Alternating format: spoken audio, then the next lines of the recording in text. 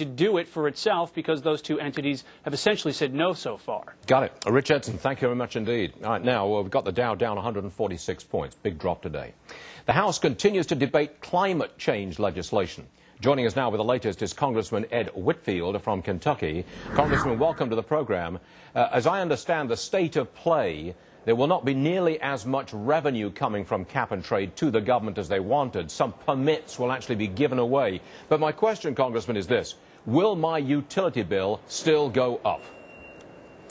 Yes, it will, Stuart. I don't think there's any question about that. And by the way, there's authorized to be appropriated in this legislation in the neighborhood of $3 trillion of taxpayer dollars. So the government is, over the life of this legislation, over many, many years, they're still going to take an awful lot of money out of the economy, but not as much as they were expecting to take out. Is that accurate? That's accurate because they're giving away allowances, which cuts down on the government revenue. Okay, you don't like it. You don't like cap and trade. You don't like whatever form it's taking at the moment. But do you approve of trying to cut back on CO2 emissions? Well, I do support that.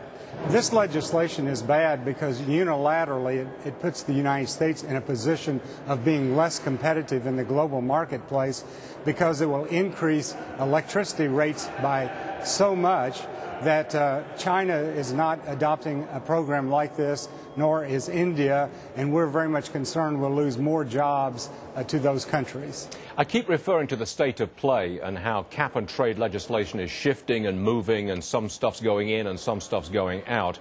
Could you give us an estimation at this point, Congressman, is it going to pass? In whatever form, are we going to get cap and trade legislation fairly soon? Well, I would say on the House side, it's a 50-50 chance.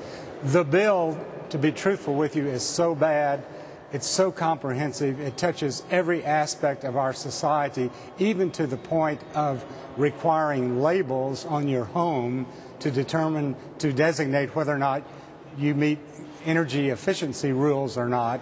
And if you sell your house and it does not meet those rules, then under this legislation you can be penalized. I want to repeat that, Congressman, because I don't think we're all aware of how far this thing goes. A label, kind of like a warning label on everybody's house, how much they emit in CO2s, is that real? That's coming? Absolutely. We had a discussion about it last night. It was adopted. Also applies to any commercial buildings as well. Well, that really does go a long way. I mean, every single house, up to this standard, the CO2 standard. We did not know that, Congressman, and we thank you very much for pointing that out. It establishes a federal building code. You know, right now, the building codes are at the state and local level. This legislation establishes a federal building code that must be met. That is astonishing, Congressman, and we thank you very much indeed, Mr. Whitfield, for bringing it to our attention. Fascinating stuff. We're shaking our heads in the studio, I got to tell you. But thanks for joining us, sir. We appreciate it.